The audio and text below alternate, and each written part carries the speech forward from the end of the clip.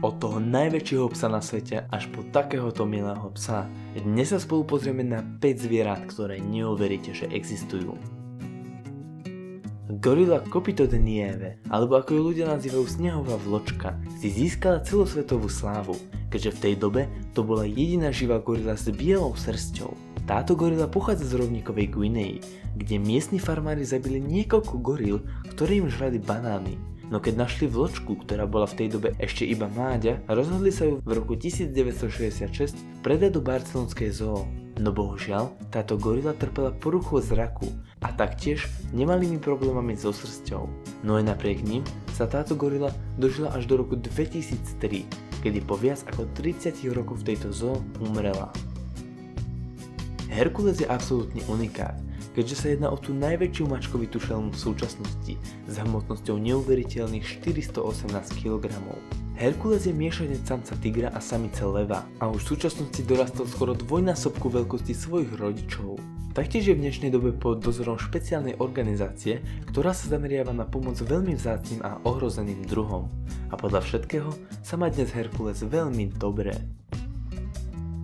Keď jedna žena z Alabamy našla tohto tulajúceho sa psa na ulici, ani sekundu neváhala a okamžite sa ho ujala, aj napriek jeho netradičnému vzhľadu, ktorý je zapričený tým, že mu chýba niekoľko stavcov a rebier. No bohužiaľ, u tohto psa boli nájdené aj známky násilia, ktoré na ňom boli páchané bývalými majiteľmi. No našťastie, dnes je už v dobrých rukách a aj napriek svojmu miernemu handicapu dokáže žiť celkom normálny život a svojim handicapom nie je vôbec obmedzovaný.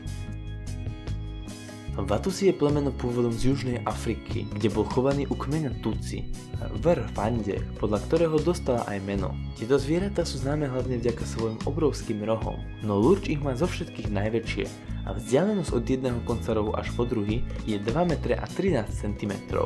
A každý z týchto rohov váži až neuveriteľných 45 kg.